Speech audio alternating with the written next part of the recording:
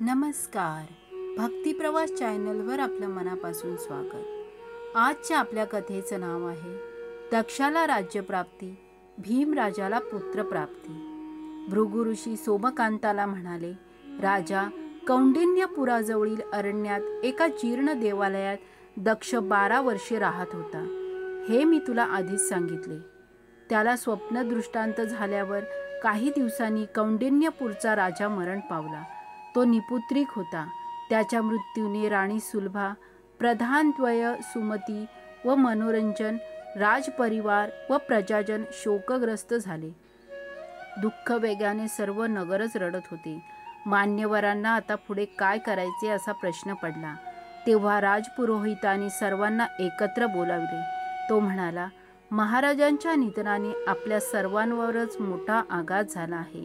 जो जन्माला येतो त्याला मृत्यूही निश्चितच असतो. कारण मनुष्य गुणवान, शीलवान व उपकारी असेल तर त्याच्या जाण्याने अधिक दुःख होते. त्यामुळे महाराजांच्या मृत्यूने आपणा सर्वांना किती शोक झाला असेल याची कल्पनाच करवत नाही. अशा प्रसंगी नेमके काय करावे हेही बहुधा सुचत नाही. तथापि कुठेतरी दुःख आवरावेच लागेल. तुम्ही असा शोक करीत बसलास तर महाराजांच्या आत्म्याला शांती लाभणार नाही. त्यांच्या देहावर अग्नी संस्कार करावे हे आपल्या प्रधान कर्तव्य आहे. तरी पुढील व्यवस्थेला लागावे.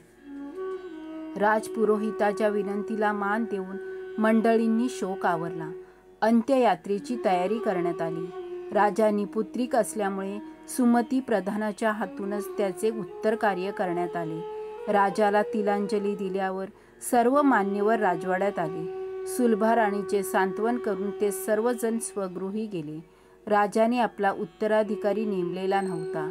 राजसिंहासन रिकामे ठेवणे हेही योग्य नव्हते. प्रजाही चिंतेत होती. गादीवर कोणाला बसवायचे असा राणीला व राजाच्या एकनिष्ठ सेवकांना प्रश्न पडला होता. योगायोगाने त्या समयी मुद्दल ऋषींचे कौंडिन्यपुरात आगमन झाले. प्रधानांनी त्यांचे स्वागत केले. त्यांना आपली चिंता सांगितली व मार्गदर्शन करण्याची विनंती केली. ते म्हणाले, सुमंता, तुमच्या राजाचा महान नामक एक हत्ती आहे. तू त्याच्या सोंडेत एक रत्नमाला दे. त्याच्या नगरातून फिरवून आण. तो हत्ती ज्याच्या गळ्यात माळ घालेल त्याला तुम्ही सन्मानाने राज्याभिषेक करा. त्याच्या अधिकारात राज्यकारभार चालवा. माझा तुम्हा सर्वांना आशीर्वाद आहे. मुद्दल ऋषींवर राजपरिवाराची श्रद्धा होती म्हणून त्यांनी सुचवलेल्या पर्यायाला सुलभा राणीने व प्रधानांनी तात्काळ मान्यता दिली. मग एका शुभदिनी शुभमुहूर्तावर शृंगारलेल्या हत्तीच्या सोंडेत राणीने रत्नमाला दिली. हत्तीला उद्देशून ती म्हणाली, महाराजांचे तुझ्यावर खूप प्रेम होते. त्यांच्यानंतर कौंडिन्यपुराच्या सिंहासनावर जो पुरुष बसण्यास योग्य असेल त्याच्या गळ्यात तू ही रत्नमाला घाल, अशी माझी तुला विनंती आहे. राजाची निवड होणार म्हणून लोकांमध्ये कमालीची उत्सुकता होती. त्या दिवशी सर्व नगर शृंगारण्यात आले होते. रस्तोरस्ती, चौकाचौकात लोकांची दाटी झाली होती. त्या हत्तीने आपल्यालाच माळ घालावी असे प्रत्येकाला वाटत होते. प्रधानांनी हत्तीला राजवाड्यातून समारंभपूर्वक बाहेर काढले. त्याला नगरातून फिरवले, पण त्याने कोणाच्याही गळ्यात रत्नमाळा घातली नाही. मग तो अरण्यात प्रवेशला. दक्ष राहत असलेल्या देवालयापाशी गेला. तेथे दक्ष गणेश पूजनात मग्न होता. हत्तीने ती रत्नमाळा त्याच्या गळ्यात घातली. ते पाहून सर्वांनी टाळ्या वाजविल्या. मंगलवाद्यांनी एकच गजर केला.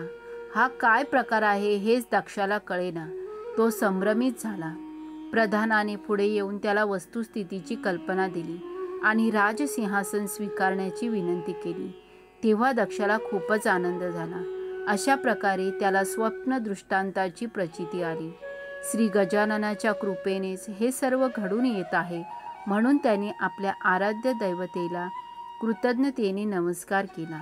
हा नवीन राजा तपस्वी आणि भाविक आहे हे पाहून प्रधानांना परम संतोष वाटला. लोकांनाही हा नवा राजा पसंत पडला. त्यांनी उत्स्फूर्तपणे त्यांचा जय जयकार केला. दक्षाला मंगलवाद्यांच्या निनादात मिरवणुकीने वाजत गाजत राजप्रसादात नेण्यात आले. त्याचा उत्तम आदर सत्कार करण्यात आला. मग एका उत्तम मुहूर्तावर त्याला राज्याभिषेक करण्यात आला. आपल्या पुत्राचे ते कौतुक पाहून कमला राणीच्या डोळ्याचे पारणे फिटले. त्या मंगल प्रसंगी दक्षाला आशीर्वाद देण्यासाठी मुद्दल ऋषी उपस्थित होते. दक्षाने त्यांची पूजा केली, त्यांचा थोर सन्मान केला.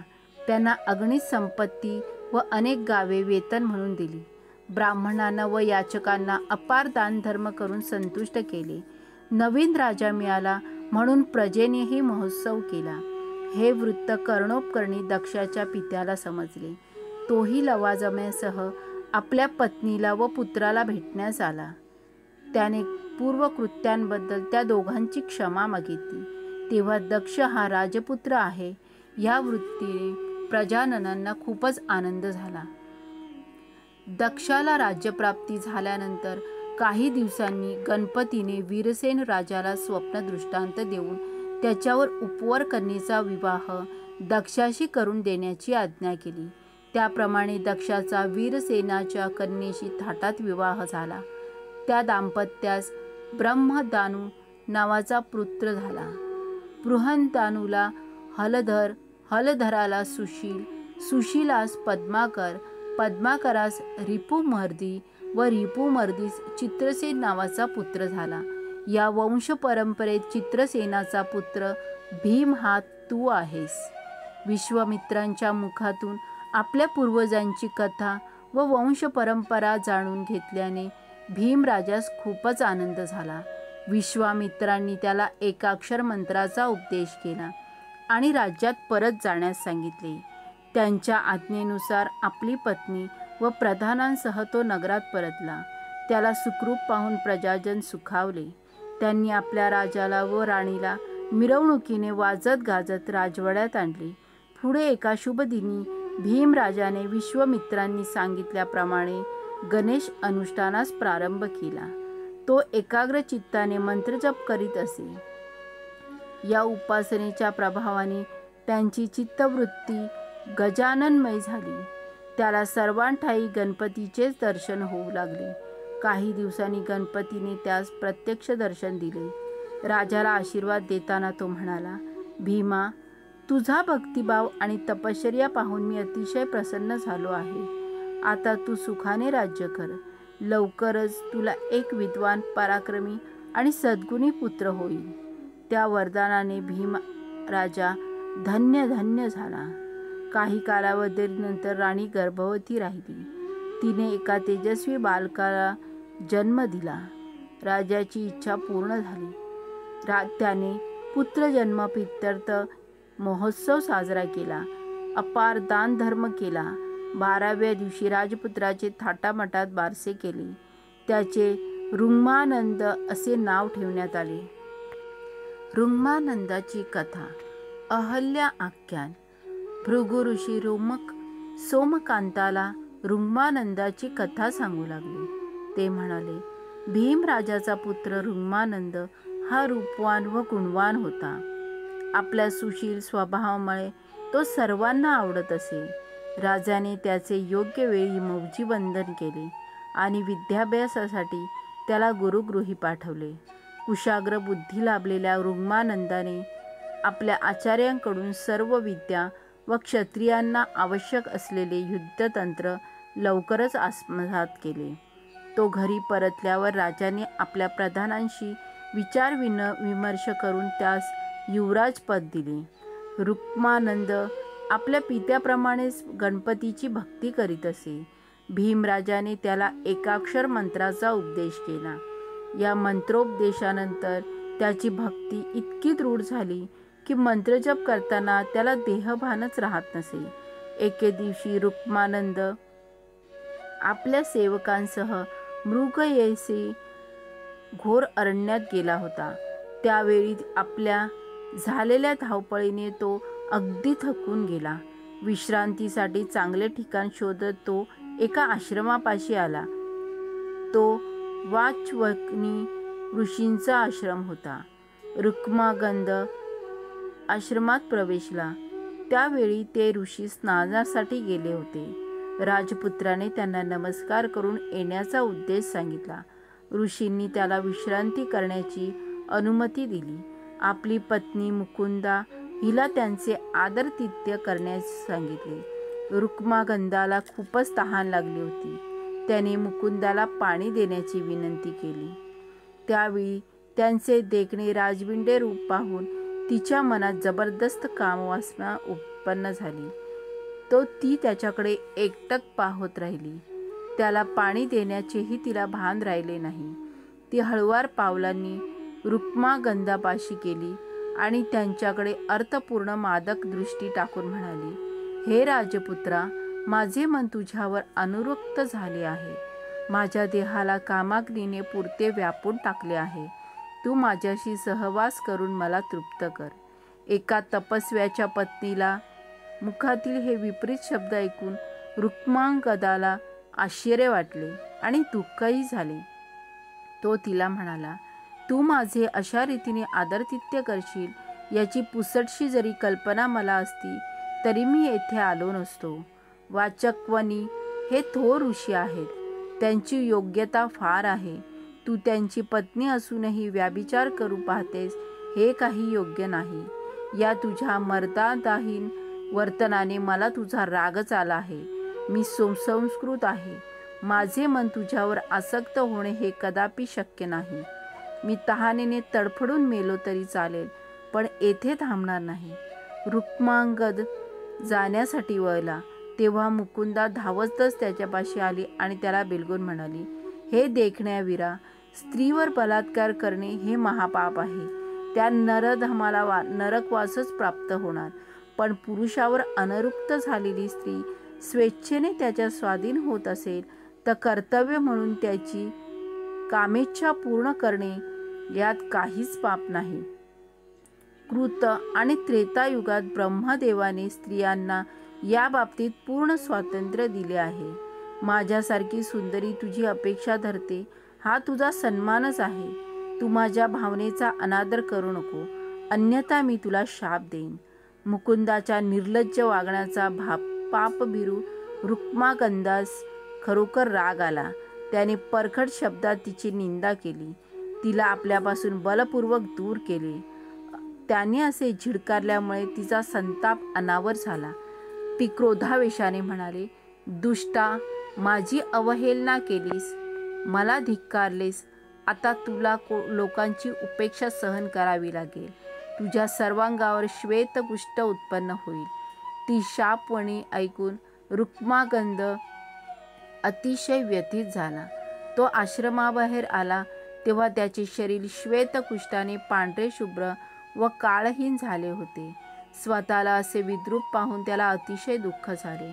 तो गजाननाला आर्ततेने आळवू लागला, हे गजानना, तू सर्व साक्षी सर्वेश्वर आहेस, भक्तवत्सल आहेस.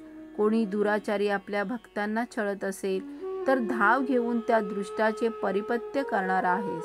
हे दयाघना, माझा काहीही अपराध नसताना मला हे दुःख का प्राप्त झाले? ही कोणत्या दूषित पूर्वकर्माची तू मला शिक्षा देत आहेस? आता हे असे पांढरे घेऊन मी कोणत्या तोंडाने लोकांमध्ये जाऊ? ते माझा तिरस्कार करतील, माझी निंदा करतील. ही अपेक्षा मी कशी सहन करू? मला शाप देणाऱ्या त्या निर्लज्ज कामपिपासू स्त्रीला तू जिवंत कसे ठेवलेस? तिने माझ्यावर अन्याय केला आणि तू उघड्या डोळ्यांनी पाहिलास. आता माझ्या जगण्यात रुची नाही. मी प्राणत्यागच करतो. आमरण उपोषणाचा निश्चय करून रुक्मांगद निबिड अरण्यात प्रवेशला. त्याच्या सेवकांनी त्याला शोधण्यासाठी सर्व परिसर पिंजून काढला, पण त्याचा ठाव ठिकाणा लागला नाही. रुक्मांगदाने एका विस्तृत वटवृक्षाचा आश्रय घेतला. गजाननाचे नाव घेत निराहार राहू लागला. तो कालक्रमणा करू लागला. एके दिवशी महर्षी नारद त्या वनातून जात असताना हा राजपुत्र त्यांच्या दृष्टीस पडला. ते त्याच्या जवळ गेले, त्याची विचारपूस केली. रुक्मांगदाने त्याला वंदन केले आणि आपली दुर्दैवी हकीकत सांगितली. हे ऐकून नारदांनाही वाईट वाटले. मार्गदर्शनपर बोलताना ते त्याला म्हणाले, राजपुत्रा, मी सर्वत्र संचार करतो हे तुला माहीतच आहे. नुकतीच एक विलक्षण घटना माझ्यासमोर घडली. विदर्भातील कदंब नगरात चिंतामणी गणेशाचे प्राचीन व प्रसिद्ध असे मंदिर आहे.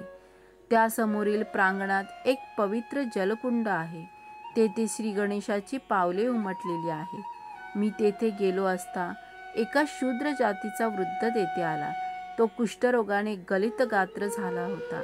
त्या कुंडातील जलाने त्याने स्नान केले तर काय आश्चर्य! त्याच्या कुष्ठाचे समूळ निर्मूलन होऊन तो तेजस्वी दिसू लागला. त्याच वेळी एका दिव्य विमान प्रकट झाले. त्यातील गणेशदूतांनी त्याला शूद्राला सन्मानाने विमानात बसविले आणि त्याला उत्तम लोकी नेले. तूही त्या ठिकाणी जावेस असे मला वाटते. त्या कुंडात स्नान करून तू संकटमुक्त होशील. नारदांचे बोलणे ऐकून रुक्मांगदास हायसे वाटले. त्या क्षेत्राविषयी अधिक जाणून घेण्याची त्याने इच्छा प्रकट केली. तेव्हा नारद म्हणाले, रुक्मांगदा, मी एकदा इंद्राला भेटण्यासाठी अमरावतीस गेलो होतो. प्रारंभिक आदरातिथ्य झाल्यावर त्याने मला विचारले, हे मुनी, तुम्ही त्रैलोक्य संचारी आहेत. या अलीकडच्या काळात तुम्ही एखादी वैशिष्ट्यपूर्ण घटना पाहिली असल्यास कृपा करून सांगा. मी म्हणालो, हे देवेंद्रा, काही दिवसापूर्वी मी गौतम ऋषींच्या आश्रमात गेलो होतो. त्यावेळी ते आपल्या पत्नीशी अहल्येशी काही बोलत होते. तिचे अनुपम लावण्य पाहून मी अगदी थक्क होऊन गेलो. तिच्या सौंदर्यात इतके सामर्थ्य आहे की तिला पाहताच कोणी श्रेष्ठ तपस्वी व महान पुरुषही कामवासनेने पीडित होऊ शकतो. अगदी स्पष्टच बोलायचे तर तुझ्या दरबारातील अप्सराही तिच्यासमोर निस्तेज ठरतील. त्रिभुवनातील कोणत्याही सौंदर्यवतीची तिच्याशी तुलनाच होऊ शकत नाही. अहल्येच्या अस्तित्वामुळे गौतमांचा आश्रम वासंतिक सृष्टीप्रमाणे बहरला व आल्हाददायक वाटतो. त्यामुळे तुझी अमरावतीही तुच्छ आहे. त्या माझ्या वर्णनानेच इंद्राच्या मनात अहल्येची अभिलाषा निर्माण झाली. तिची कल्पित मूर्ती एकसारखी त्याच्या दृष्टीसमोर येऊ लागली. तिची प्राप्ती कशी होईल या एकाच विचारात तो गढून गेला. त्याला क्षणभरही चैन पडेना. आता जे व्हायचे ते असेल ते हो, पण अहल्येचा उपभोग घ्यायचाच, असा विचार करून तो भूलोकी गौतम ऋषींच्या आश्रमाजवळ आला. त्यावेळी ते ऋषीवर्य स्नान संध्यादी नित्यकर्मासाठी नदीवर गेले होते. इंद्रासाठी ती एक सुसंधीच होती. त्याने गौतमांचे रूप घेऊन आश्रमात प्रवेश केला. अहल्येच्या सौंदर्याने त्याचे मन ताब्यात राहिले नाही. त्याने तिला आलिंगन दिले व असंगाची मागणी करू लागला. तेव्हा अहल्या म्हणाली, स्वामी, तुमचे हे वागणे पाहून मला अगदी आश्चर्य वाटत आहे. आपल्या इच्छेप्रमाणे वागणे हे माझे कर्तव्य असले तरी समागमासाठी ही वेळ योग्य नाही. अजून तुमचे स्नान व्हायचे आहे. पूजा, ध्यान, जप व यज्ञाने नित्यकर्मे व्हायची आहेत. हे सर्व सोडून भलतेच काय मागता? तेव्हा गौतम रूपी इंद्र म्हणाला, प्रिये, आज माझ्या मनाची विलक्षण अवस्था झाली आहे. मी स्नानासाठी नदीवर गेलो होतो. तेथे एक अप्सरा विवस्थ स्नान करत होती. तिला पाहून मी कामातूर झालो. मन अस्वस्थ झाल्याने मी त्वरेने परत आलो आहे. तू या क्षणी मला देहसंग दिला नाहीस तर मदन बाणाने विद्ध झालेल्या माझे प्राणही जातील, किंवा मी तुला शाप देऊन संन्यास घेऊन निघून जाईन. काय करावे? अहल्येचा मोठा प्रश्न पडला. संयमी गौतमांचे असे वागणे तिला कधीच अपेक्षित नव्हते. तरीही पतिव्रतेचा धर्म म्हणून ती त्याच्याशी रममाण झाली. इंद्राने त्याला महान पतिव्रतेला अशा प्रकारे कपटाने शीलभ्रष्ट केले. सहवासानंतर त्याच्या अंगाला येणाऱ्या दिव्य सुगंधाने अहल्येचे मन साशंकित झाले. या मायावी पुरुषांकडून आपली फसवणूक झाली आहे हे तिच्या तात्काळ लक्षात आले. तिने संतापाने ओरडून म्हणाली, अरे नराधमा, तू कोण आहेस? तू माझ्या पतिरूपात येऊन माझे पातिव्रत्य भंग केलेस. मुकाट्याने आपले मूळ स्वरूप प्रकट कर, अन्यथा मी तुला शापाने भस्मसात करीन. अहल्येचे ते क्रोधावेशपूर्ण भाषण ऐकून इंद्र भयभीत झाला. निज स्वरूपात प्रकट होऊन तो तिचे मन वळविण्याचा प्रयत्न करू लागला. तो म्हणाला, हे सुंदरी, मी देवांचा अधिपती आहे. तुझ्या सौंदर्याची कीर्ती ऐकून माझ्या मनात तुझ्या देहाचा उपभोग घेण्याची अनिवार्य इच्छा उत्पन्न झाली. त्या वासनेनेच माझ्याकडून हे दुष्कृत्य घडले. प्रमाद घडला आहे खरा, पण मी तुझी उपेक्षा करू शकत नाही. तू मला जे सौख्य दिले आहेस त्याबद्दल मी तुला स्वर्गलोकी नेऊ इच्छितो. तेथील दिव्य सुख साधनांचा तू नित्य यथेच्छ उपभोग घे. तुझ्यासारख्या सौंदर्यवतीसाठी स्वर्ग हेच उत्तम स्थान आहे. इंद्राचे भाषण ऐकून अहल्या रागावली असली तरी तिला लाजही वाटत होती. देवेंद्रा, तुझ्या करुणेने तू स्वतःला आणि मला कोणत्या संकटात ढकलले आहेस याची तुला कल्पना नाही. आता आपल्या बाबतीत काय होणार हे कोणास ठाऊक, असे म्हणून ती रडू लागली. इंद्रही हतबल झाला होता. कलंकित आणि व्यथित झालेल्या अहल्येकडे पाहण्याचे त्याला धैर्य होईना. मदनाच्या सत्तेने त्यांचा दारुण पराभव केला होता. त्याच वेळी गौतमांचे आश्रमात आगमन झाले. अहल्येने त्यांना बसण्यासाठी आसन मांडले होते. ती त्यांना पाय धुण्यासाठी पाणीही घेऊन आली नव्हती. त्या सर्व गोष्टींचे त्यांना नवल वाटले. त्यांनी तिला हाक मारली. ती भयभीत होऊन त्यांच्या सम्मुख आली. ती थरथर कापत होती. त्यांनी तिला विचारले, मी येणार असल्याचे माहीत असूनही तू काहीच व्यवस्था केली नाहीस, हे कसे? अहल्येने अपराधी भावनेने मान खाली घातली. तिच्या तोंडातून शब्दच फुटत नव्हता. तिची अवस्था पाहून गौतमांनी काय केले अशी पृच्छा केली. तेव्हा ती पुंदत त्यांच्या चरणांवर कोसळली. घडलेली सर्व हकीकत त्यांना कथन केली. ती ऐकून गौतमांना भयंकर संताप आला. त्यांनी अहल्येला शाप दिला, उलटे पतिव्रताना तू, माझ्यासारख्या तपस्व्याची पत्नी असूनही तुला त्या दृष्ट इंद्राचे कपट ओळखता आले नाही. तुला काय म्हणावे? तुझी बुद्धी दगडासारखी जड आहे, म्हणून तू शिळा होऊन पडशील. तुला क्षमा करणे मला शक्य नाही. तथापि केवळ दयेपोटी मी तुला उशाप देतो. रामावतारात श्रीहरीच्या पावन पदस्पर्शाने तुझा उद्धार होईल. आता मला तुझे तोंडही पाहायचे नाही. गौतमांसारखा त्या महातपस्व्याच्या शापाने अहल्या क्षणार्धात शिळा होऊन पडली. त्यावेळी इंद्र घरातच लपला होता. अहल्येची अवस्था पाहून आता आपलीही धडकत नाही या विचाराने तो पुरता हादरून गेला. त्याने भीतीने मांजराचे रूप घेऊन आश्रमाबाहेर पलायन केले. अंतर्ज्ञानी गौतमाने त्याला तात्काळ ओळखले. त्यांनी थांब अशी आज्ञा करताच मर्जा रूपातील इंद्र जागेवरच खिळून राहिला. संतापलेल्या गौतमांनी त्यालाही शाप दिला. ते म्हणाले, तू देवांचा अधिपती आहेस म्हणून मी तुझा नाश करीत नाही, पण तुझ्यासारख्या हीन कृत्य करणाऱ्याला शासन झालेच पाहिजे. म्हणून ज्या कामवासनेने प्रेरित होऊन तू माझ्या पत्नीला भ्रष्ट केलीस त्या पापाबद्दल तुझ्या सर्वांगावर सहस्त्र भगे पडतील. गौतमांच्या शापाने इंद्राच्या सर्वांगावर खरोखरच सहस्त्र भगे पडली.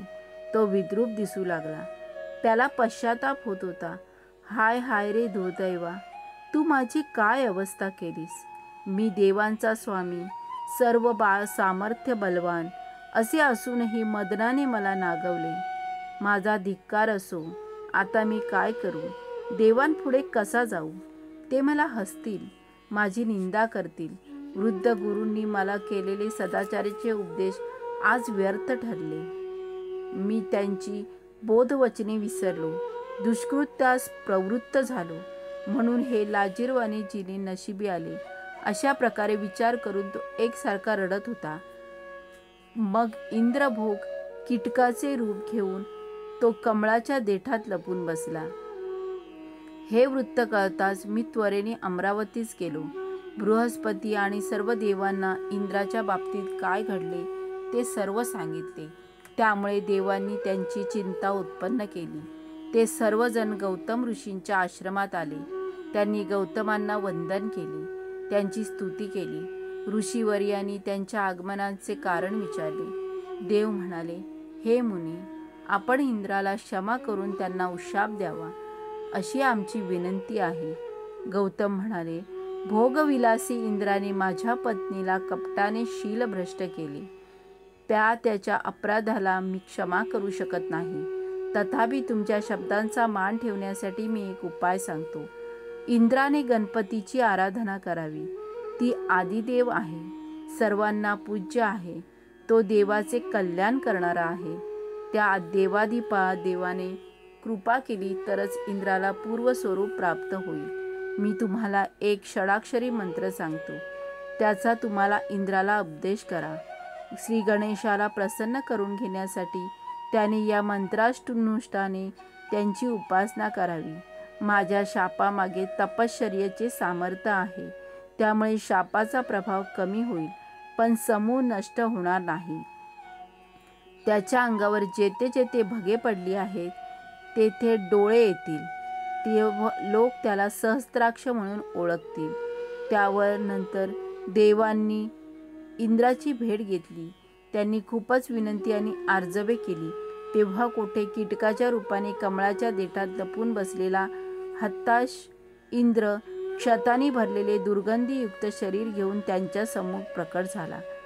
त्या असह्य दुर्गंधीने सर्वांनी आपली नाके दाबून धरली. कोणीही त्याच्या जवळ जाण्यास तयार होईना. देवगुरूंच्या आज्ञेने इंद्र स्नान करून आला. बृहस्पतींनी त्याला गौतमांकडील सर्व वृत्तांत सांगितला. त्याला श्री गणेशाय नमः या मंत्राचा उपदेश केला. पश्चातापाने पोळलेला इंद्र दृढ श्रद्धेने व भावभक्तीने मंत्रानुष्ठान आरंभिले. तो एकाग्रतेने मंत्रजप करू लागला. त्या तपश्चर्येच्या प्रभावाने त्याच्या शरीरावरील भगे नाहीशी होऊन त्याला सहस्त्र नेत्र असलेला दिव्य देह प्राप्त झाला. या चमत्काराने इंद्राची गणेश भक्ती अधिकच दृढ झाली.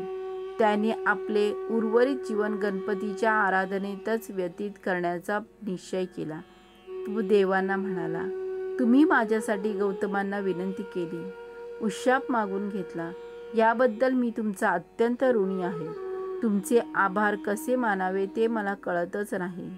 माझ्या हातून घडलेले नीच कृत्य क्षमायोग्य नव्हते. या प्रमादाबद्दल गौतमांनी मला भस्मसात करायला हवे होते, पण तसे काहीही न करता त्यांनी मला अशी शिक्षा दिली की ज्या योगे मी गणपतीचा भक्त झालो. त्यांच्या कृपाप्रसादाने आज मी शापमुक्त झालो असलो तरी गणेश भक्तीचा मार्ग सोडायचा नाही असा मी निश्चय केला आहे. म्हणून मी तुम्हाला अशी विनंती आहे की तुम्ही स्वस्थानी जाऊन आपापली कर्तव्य करावीत. देव निघून गेले. इंद्र एका वृक्षाखाली बसून षडाक्षरी गणेश मंत्राचा एकोभावे जप करू लागला. एकाग्रतेने त्याचे देहभान हरपले. अशी हजारो वर्षे लोटली. इंद्राचा देह वारुळाने व्यापून गेला. यात त्याच्या तपश्चर्येने श्री महागणपती प्रसन्न झाला. तो इंद्रासन्मुख प्रकट झाला. त्याची कोट्यावधी सूर्यासमान तेजोदीप्ती पाहून इंद्र भयभीत झाला. त्याने आपले सहस्त्र नेत्र घट्ट मिटून घेतले. त्याची अवस्था पाहून भक्तवत्सल गणपतीने त्याला अभय दिले. तो म्हणाला, हे इंद्रा, घाबरू नकोस. तू ज्याची आराधना करीत आहेस तो मी गजानन तुझ्या समोर प्रकट झालो आहे. तुझी सेवा मला पावली आहे. मी तुझ्यावर अत्यंत प्रसन्न झालो आहे. तरी इष्ट वरदान मागून घे. श्री गणपतीची त्या आश्वासक मधुर स्वरांनी इंद्राला धीर आला. त्याची भीती नाहीशी झाली. त्याने डोळे उघडून पाहिले. आपल्या समोर आराध्य देवताची ती महान मंगल प्रसन्न मूर्ती पाहून त्यास परमानंद झाला. अष्टसात्विक भावांनी त्याच्या डोळ्यातून अश्रुधाऱ्या वाहू लागल्या. त्याने गणपतीला साष्टांग नमस्कार केला. त्याची भक्तिभावाने स्तुती आरंभली. हे दयाघना, हे भक्तवत्सला, हे शिवनंदना शिवसुता, तुझ्या दर्शनाने मी धन्य धन्य झालो. माझी तपश्चर्या फळास आली. मी तुझी काय स्तुती करू. तू ब्रह्मांडाचा स्वामी आहेस. समस्त विश्वाचा आधार आहेस. तू चारी जीवकोटींचा निर्माता आहेस. तू सर्व भूतांचा अधिपती आहेस. तू सगुण आहेस, निर्गुण आहेस. तू साकार आहेस, निराकार आहेस. तू विश्वाचे आदी कारण आहेस. तू विश्वाचा उत्पत्ती, स्थिती, लय करता आहेस. तूच करता, तूच भरता, तूच दाता, तूच विधाता, तूच अंतर्बाह्य व्याप्त आहेस. तूच सनातन परब्रह्म आहेस, तू अप्रकट आहेस, तूच सृष्टी रूपाने नित्य प्रकट आहेस, तू अनादी आहेस, अनंत आहेस. सनकादिकांनाही तुझा पार लागत नाही. तुझ्याविषयी बोलताना वेदही शब्द निशब्द होतात. ते माझ्यासारख्या पामराने तुझ्या सामर्थ्याचे काय वर्णन करावे. तू अनंत ब्रह्मांडाचा अनभिषिक्त सम्राट आहेस. तू अष्टमहासिद्धीचे भांडार आहेस. तू आनंदाचा सागर आहेस. तू कृपेचा मेघ आहेस. तू निज कृपेने मला दर्शन दिलेस. मला वरदान देण्यास तू उत्सुक आहेस. मी तुझ्याकडे काय मागू. मला तुझे कधीही विस्मरण न होवो एवढीच प्रार्थना आहे. तुझ्या मनात मला काही द्यायचे असेल तर माझे एवढेच सांगणे आहे की ज्या कदंब वृक्षाखाली बसून मी तपश्चर्या केली तेथे आठवण म्हणून एक नगर निर्माण व्हावे. ते कदंब नगर म्हणून प्रख्यात व्हावे. ज्या सरोवरात स्नान करून मी देवगुरु बृहस्पतींकडून तुझ्या षडाक्षरी मंत्राचा उपदेश घेतला ते चिंतामणी सरोवर या नावाने प्रख्यात व्हावे आणि त्यात स्नान करून दानधर्म करणाऱ्या सर्व इष्ट मनःकामना तुझ्या प्रसादाने पूर्ण व्हाव्यात. गणपतीने तथास्तु म्हणून त्याला आशीर्वाद दिला. तो पुढे म्हणाला, देवेंद्रा, मी तुला आणखी एक वर देतो. संकट काळात ज्या ज्या वेळी तू माझे स्मरण करशील त्या प्रत्येक वेळी मी प्रत्यक्ष प्रकट होऊन तुला संकटमुक्त करीन. त्या वरदानाने इंद्राला कृतकृत्य वाटले. त्याचे अंतःकरण करून आले. डोळ्यातून अश्रुधारा वाहू लागल्या. त्याने स्वर्गातील गंगेचे पाणी आणून गणपतीला विधियुक्त स्नान घातले. त्याची षोडशोपचाराने पूजा केली. त्याच्या गणांचेही पूजन केले. त्याचा सेवेचा स्वीकार करून गणपती अंतर्धान पावला. इंद्राने त्या स्थानी एक सुरेख मंदिर बांधले. त्याच्या गाभाऱ्यात गणपतीच्या मनोहर स्फटिक मूर्तीची प्राणप्रतिष्ठा केली. मग तो सपरिवार स्वर्गलोकी गेला. रुक्मानंदा, असे आहे चिंतामणी सरोवराचे महात्म्य. म्हणून तू कदंब नगरात जा. तेथील सरोवरात स्नान कर. त्या पुण्यतीर्थाच्या प्रभावाने तुझ्या श्वेतकुष्ठाचे निवारण होऊन तुला दिव्य देह प्राप्त होईल. रुक्मागंधाने नारदांचे आभार मानले. त्यांना साष्टांग नमस्कार केला.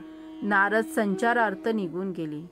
काही वेळाने रुक्मागंधाचा शोध घेत त्यांचे सैनिक त्याच्यापाशी आले. तो सापडल्यामुळे त्यांना फारच आनंद झाला. तथापि श्वेतकुष्ठामुळे त्याला विरूप अवस्थेत पाहून त्यांना फार दुःख झाले. रुक्मांगदाने त्याची कशीबशी समजूत काढली. त्यांना आधीचे सर्व वृत्त सांगितले. नारद भेटीचे वर्तमानही सांगितले. त्याने कदंब नगरास चिंतामणी सरोवराकडे जाण्याचा मनोदय व्यक्त केला. तेव्हा सर्व एकनिष्ठ सैनिक त्याच्या समवेत जाण्यास निघाले.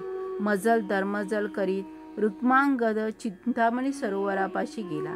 गजाननाचे स्मरण करून सर्वांनी त्या तीर्थात स्नान केले. तर काय आश्चर्य, राजपुत्राच्या अंगावरील श्वेतकुष्ठ नाहीसे होऊन त्याची काया पूर्वीपेक्षा अधिक तेजस्वी दिसू लागली. सैनिकांची शरीरेही उजळली. त्यामुळे त्यांना फारच आनंद झाला. त्या सर्वांनी उत्स्फूर्तपणे गणपतीचा जय जयकार केला. मंदिरात जाऊन गणपतीच्या स्फटिक मूर्तीचे दर्शन केले. तिची पूजा केली. तेवढ्यात आकाशातून एक तेजस्वी विमान खाली आले. त्यांच्या दिव्य प्रभेने सारा आसमंत भरून गेला. त्या विमानात गणेश दूत होते. रुक्मांगदाने त्या सर्वांना वंदन केले. तेव्हा दूत म्हणाले, राजपुत्रा, तुम्ही सर्वांनी त्या पवित्र तीर्थात स्नान करून आमच्या स्वामींची म्हणजेच गणपतीची मनोभावे पूजा केली. त्यामुळे तुमची सर्व पापे नष्ट झाली. तुमची श्रद्धा भक्ती पाहून आमची स्वामी तुमच्यावर अधिक प्रसन्न झाले आहेत. त्यांनी तुम्हा सर्वांना गणेशलोकी नेण्यासाठी हे विमान पाठविले आहे. तरी कृपा करून आमच्या समेत चला. ते ऐकून रुक्मांगदास परमानंद झाला. तो गणेशदूतांना म्हणाला, हे गणांनो, तुम्ही मला नेण्यासाठी येथे आलात त्याबद्दल मी तुमचा अत्यंत ऋणी आहे. पण मला क्षमा करा. यावेळी मी तुमच्याबरोबर येऊ शकत नाही. घरी माझे आई वडील आहेत. त्यांची आज्ञा घेतल्याशिवाय तुमच्याबरोबर येणे मला शक्य नाही. घराबाहेर पडून मला आधीच बरेच दिवस झाले आहेत, त्यामुळे ते दोघे चिंतेत असतील. त्यांना तशाच अवस्थेत ठेवून निघणे मला प्रशस्त वाटत नाही. रुक्मांगदाला मातापित्यांविषयी असलेली आस्था पाहून दूतांना परम संतोष वाटला. ते म्हणाले, हे राजपुत्रा, तू खरोखरच सद्गुणी आहेस. या तीर्थात तू पुन्हा स्नान कर. त्या स्नानाने पुण्य तुझ्या मातापितरांना अर्पण कर, म्हणजे आम्ही तुझ्याबरोबर त्यांनाही गणेशलोकी घेऊन जाऊ. दूतांच्या सूचनेनुसार रुक्मांगदाने दर्भाच्या 2 प्रतिमा तयार केल्या. चिंतामणी सरोवरात स्नान करून त्याचे पुण्य आपली माता, पिता व सर्व पौरजनांना अर्पण केले. मग तो आपल्या सैनिकांसह विमानात बसून कौंडिन्य नगरास निघाला. आपल्या स्नान पुण्यदानाने प्रसन्न झालेल्या श्री गणपतीने आणखी अनेक विमाने तेथे पाठवली. रुक्मांगद आपले माता पिता, आप्तमित्र व सर्व नागरिकांसह त्या विमानात बसून गणेशलोकी गेले. अशा प्रकारे श्री गणेशाच्या कृपाप्रसादाने रुक्मांगदाचा, त्याच्या परिवाराचा व त्याच्या नागरिकांचा उद्धार झाला.